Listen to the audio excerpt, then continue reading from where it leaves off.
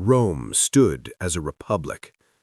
The mighty Roman Republic was not ruled by kings, but by laws, by senators, and by elected officials. Power was meant to be shared. But as Rome expanded across Europe, North Africa, and the Mediterranean, something began to change. Victory brought wealth. Wealth brought corruption. Corruption brought ambition. The republic was rotting from within. A republic in crisis. Roman generals were conquering vast lands, but instead of loyalty to the Senate, soldiers became loyal to their commanders. Armies no longer fought for Rome, they fought for powerful men. Political rivals used violence instead of debate. Elections were manipulated. The gap between rich and poor grew wider than ever. And in this chaos, one man rose above the rest. The rise of Julius Caesar. His name was Julius Caesar. Brilliant, strategic, charismatic. He conquered Gaul in brutal campaigns that expanded Rome's territory and made him incredibly popular.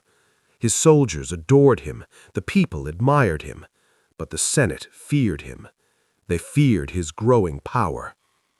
In 49 BCE, when ordered to give up his command, Caesar made a choice that would echo through history.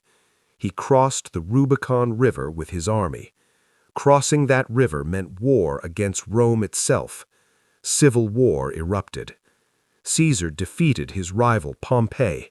One by one his enemies fell, and in 44 BCE he declared himself dictator for life.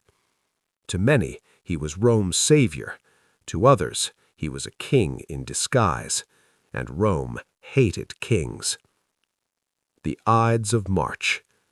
On March 15, 44 BCE, the Ides of March, senators surrounded Caesar inside the Senate chamber.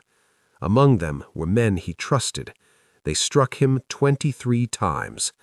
As he fell at the base of Pompey's statue, the Republic lost its last chance to survive. But instead of restoring freedom, the assassination unleashed chaos. Rome burns in civil war again. After Caesar's death, Rome did not return to peace. It collapsed into another power struggle. Two men emerged: Antony, Caesar's loyal general, and Octavian, his young adopted heir. At first, they formed an alliance. Together, they hunted down Caesar's assassins. But power cannot be shared for long.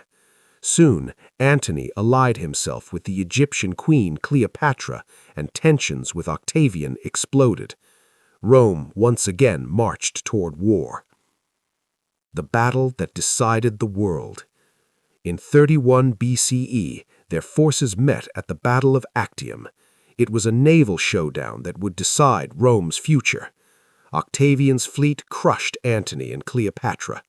Defeated and cornered, Antony and Cleopatra took their own lives.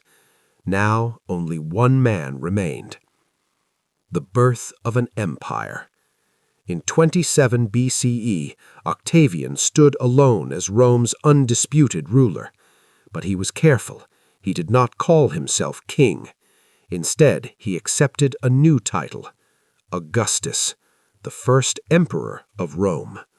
The Senate still existed, elections still happened, but everyone knew the truth. Real power belonged to one man. The Republic was dead. The Roman Empire had begun. A revolution that changed history.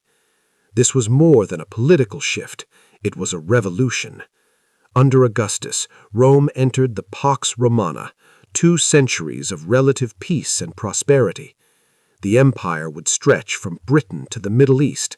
Roman law